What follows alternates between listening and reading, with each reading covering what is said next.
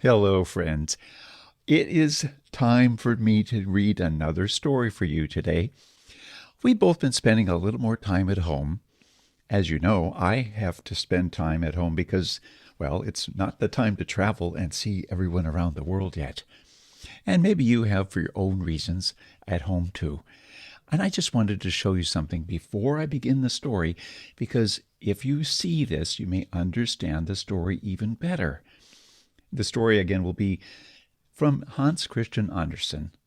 And this story is titled The Tinderbox. But first, I want to show you something that's in the story. Every morning for breakfast, lately I've been having this special food. It's called buckwheat. And I'm pouring out the buckwheat into this little bowl. If you look very carefully, you can see how teeny tiny the buckwheat are. And that's part of our story today. So I want you to pay close attention because see if you remember what buckwheat looks like when you hear this story. So I have my book and I'm ready to begin reading. Again, we're going to read The Tinderbox. Here we go. A soldier came marching down the road. Left, right, left, right. He had a pack on his back and a sword at his side. He had been in the war, and he was on his way home. Along the road he met a witch. Oh my! She was a disgusting sight, with a lower lip that hung all the way down to her chest.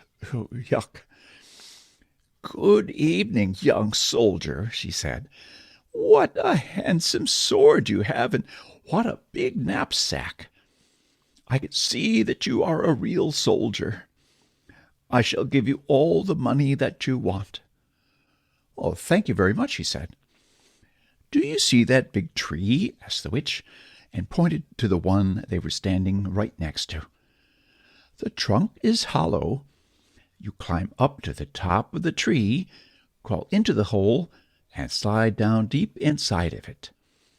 I'll tie a rope around your waist, so I can pull you up again when you call me." "What am I supposed to do down in the tree?" asked the soldier.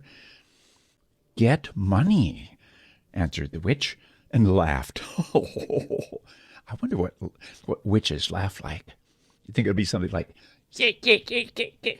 or something. Maybe you could try it. Okay. Well, we could have fun, but we have to go on with our story. "Now listen to me. When you get down to the very bottom, you'll be in a great passageway where you'll be able to see because there are over 100 lamps burning. You'll find 3 doors, and you can open all because the keys are in the locks. Go into the first one, and there on the chest, in the middle of the room, you'll see a dog with eyes as big as teacups. Don't let that worry you. You will have my blue checkered apron. Just spread it out on the floor and put the dog down on top of it, and it won't do you any harm. Open the chest and take as many coins as you wish. They are all copper. If it's silver you're after, then go to the next room, and there you'll find a dog with eyes as big as millstones. Don't let that worry you. Put him on the apron and take the money. If you'd rather have gold, you can have that too. It's in the 3rd room. Wait until you see that dog. He's got eyes as big as the round tower in Copenhagen. But don't let that worry you. Put him down on my apron, and he won't hurt you. Then you can take as much gold as you wish." "That doesn't sound bad," said the soldier. "But what am I to do for you, old witch?" "I can't help thinking that you must want something too." "No," replied the witch. "I don't want one single coin. Just bring me the old tinderbox that my grandfather forgot the last time he was down there." "I'm ready. Tie the rope around my waist," ordered the soldier. "There you are, and here is my blue checkered apron," said the witch. The soldier climbed the tree, let himself fall into the hole, and found that he was in the passageway where more than 100 lamps burned. He opened the first door. Oh, there sat a dog with eyes as big as teacups glaring at him. "You are a handsome fellow," he exclaimed as he put the dog down on the witch's apron. He filled his pockets with copper coins, closed the chest, and put the dog back on top of it. He went into the second room. Aha! There sat the dog with eyes as big as millstones. "Don't keep looking at me like that," said the soldier good-naturedly. "It isn't polite, and you'll spoil your eyes." He put the dog down on the witch's apron and opened the chest. When he saw all the silver coins, he emptied the copper out of his pockets and filled both them and his knapsack with silver. Now he entered the third room. That dog was big enough to frighten anyone, even a soldier. His eyes were as big as the round tower in Copenhagen, and they turned around like wheels. "Good evening," said the soldier politely, taking off his cap, for such a dog he had never seen before. For a while he just stood looking at it, but finally he said to himself, "Enough of this." Then he put the dog down on the witch's apron and opened the chest. "God preserve me," he cried. There was so much gold that there was enough to buy the whole city of Copenhagen, and all the gingerbread men, rocking horses, riding whips, and tin soldiers in the whole world. Quickly the soldier threw away all the silver coins that he had in his pockets and knapsack, and put gold in them instead. He even filled his boots and his cap with money. He put the dog back on the chest, closed the door behind him, and called up through the hollow tree, "Pull me up, you old witch." "Have you got the tinderbox?" she called back. "Oh, right you are. I have forgotten it," he replied honestly, and went back to get it. The witch hoisted him up, and again he stood on the road, but now his pockets, his knapsack, his cap and boots were filled with gold, and he felt quite differently. "Why do you want the tinderbox?" he asked. "Mind your own business," answered the witch crossly. "You have got your money. Just give me the tinderbox." "Blah, blah," said the soldier. "Tell me what you're going to use it for, right now, or I'll draw my sword and cut off your head." "No," the witch firmly replied, but that was a mistake. For the soldier chopped her head off. She lay there dead. The soldier put all his gold in her apron, and tied it up into a bundle, and threw it over his shoulder. The tinderbox he dropped into his pocket, and off to town he went. The town was nice, and the soldier went to the nicest inn, where he asked to be put up in the finest room, and ordered all the things he liked to eat for his supper, because now he had so much money that he was rich. The servant who polished his boots thought it was very odd that a man so wealthy should have such worn-out boots. Then the soldier hadn't had enough time But the soldier hadn't had enough time to buy anything yet. The next day he bought boots and clothes that fitted his purse. That means he had enough money to buy it. And the soldier became a refined gentleman. People were eager to tell him all about their town and their king, and what a lovely princess his daughter was. "I would like to see her," said the soldier. "But no one sees her," explained the townfolk. "She lives in a copper castle, surrounded by walls and towers and a moat. and the king doesn't dare allow anyone to visit her because it has been foretold that she will marry a simple soldier. And the king doesn't want that to happen. If only I could see her, thought the soldier, though it was unthinkable. The soldier lived merrily, went to the theater, kept a carriage so he could drive in the king's park, gave lots of money to the poor. He remembered well what it felt like not to have a penny in his name. He was rich and well-dressed.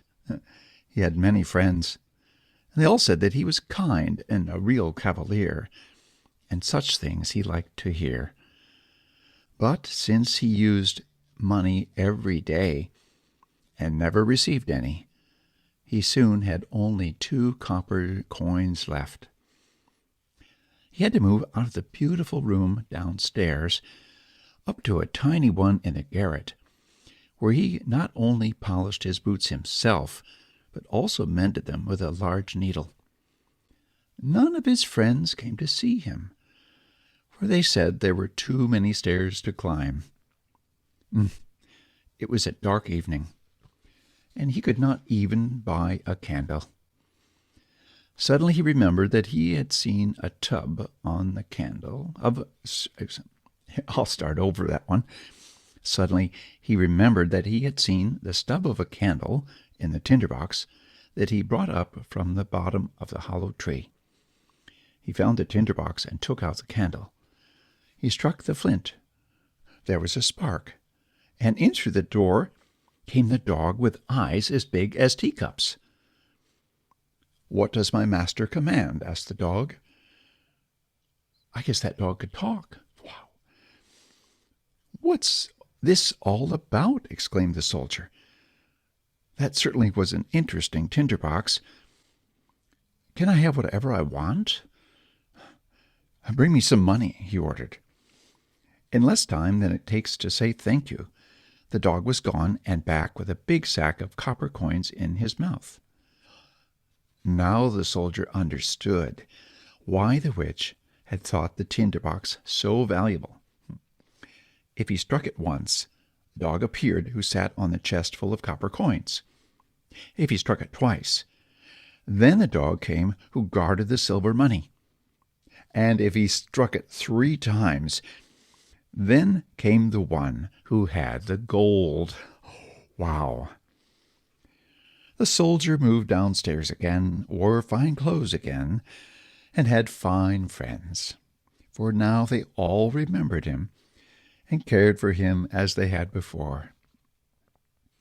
One night, when he was sitting alone after his friends had gone, he thought, "It is a pity that no one can see that beautiful princess. What is the good of her beauty if she must always remain behind high walls and towers of a copper castle? Will I never see her? Where is my tinderbox?" He made the sparks fly, and the dog with eyes as big as teacups came. "I know it's very late at night," he said, "but I would like to see the beautiful princess, if only for a minute." The dog brought the princess back to her copper castle. But in the morning... You know what? I missed a paragraph. Have you ever done that when you're reading? You look up from the book and then you look down again, and you have to start, but you've started in the wrong place. Even Santa makes mistakes sometimes. That's okay, isn't it? Away went the dog, and faster than thought he returned with a sleeping princess on his back. She was so lovely that anyone would have known that she was a real princess. The soldier could not help kissing her, for he was a true soldier. The dog brought the princess back to her copper castle, but in the morning, while she was having tea with her father and mother, the king and queen, she told them that she had a very strange dream that night. a large dog had come and carried her away to a soldier who kissed her. "That's a very nice story," said the queen, but she didn't mean it. The next night, one of the older ladies in waiting was sent to watch over the princess while she slept, and find out whether it had only been a dream and not something worse. The soldier longed to see the princess so much that he couldn't bear it, so at night he sent the dog to fetch her. The dog ran as fast as he could, but the lady in waiting had her boots on, and she kept up with him all the way. When she saw which house he had entered, she took out a piece of chalk and made a big white cross on the door. "Now we'll be able to find it in the morning," she thought, and went home to get some sleep. When the dog returned the princess to the castle, he noticed the cross on the door of the house where his master lived. As he took out a piece of white chalk and put crosses on all the doors of all the houses in the whole town. It was a very clever thing to do, don't you think? For now the lady in waiting would never know which was the right house. The next morning the king and queen, the lady in waiting, and all the royal officers went out into the town to find the house where the princess had been. "Here it is," exclaimed the king, when he saw the first door with a cross on it. "No, my sweet husband, it is here," said his wife, who had seen the second door with a cross on it. "Here's one, there's one." Everyone shouted at once, for it didn't matter where anyone looked. There he would find a door with a cross on it. And so they all gave up. Now the queen was so clever. She could not do more than ride in a golden carriage. And she took out her golden scissor and cut a piece of silk and sewed it into a pretty little bag. Then she filled the bag with the fine grains of buckwheat, and she tied the bag around the princess's waist.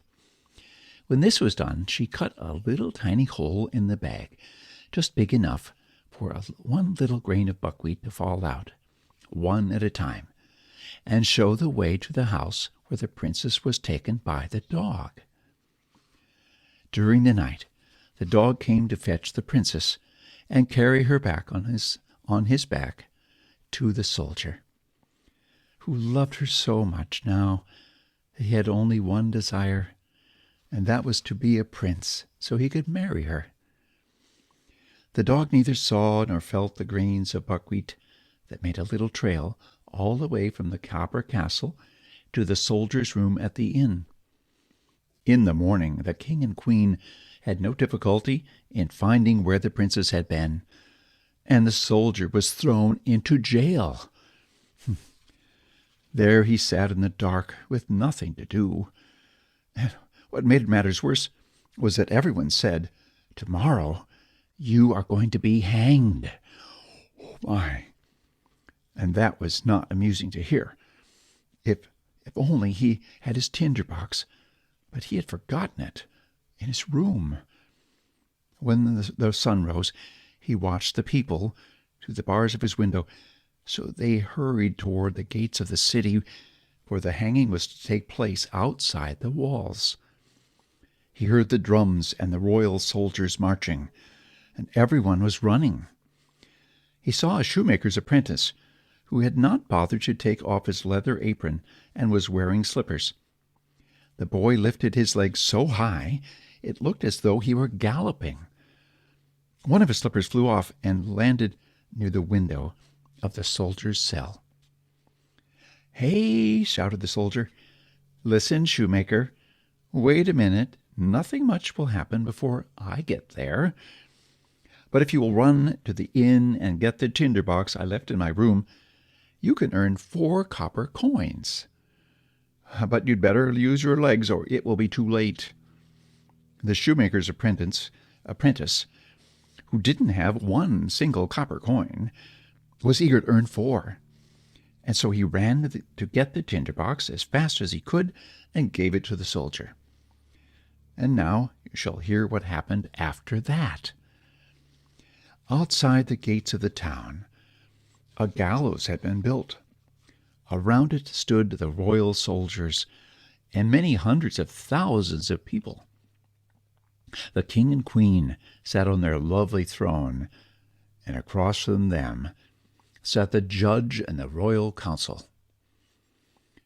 The soldier was standing on the platform, but as the noose was put around his neck, he declared that it was an ancient custom to grant a condemned man his one last special wish.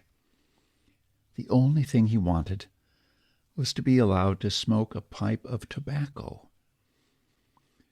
The king couldn't refuse, and the soldier took out his tinderbox and struck it. Once, twice, and 3 times.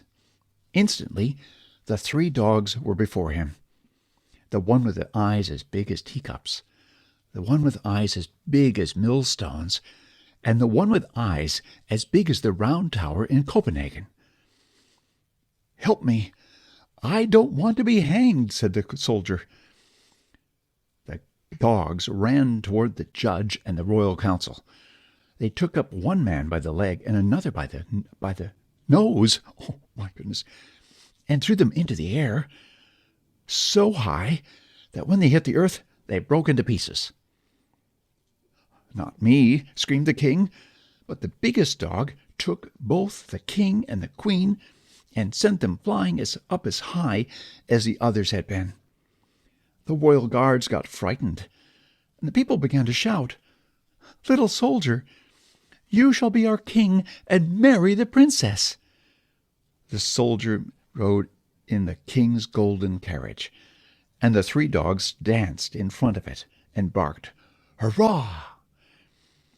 The little boys whistled, and the royal guards presented arms. The princess came out of her copper castle and became queen, which she liked very much. The wedding feast lasted for a week, and the 3 dogs sat at the table and made eyes at everyone. Oh, my goodness. I wonder what they looked like. Maybe you can draw a picture of what the dogs look like after Santa says goodbye. Thank you so much for listening. I want you to remember that Santa loves you, and I always will. And we'll see you later.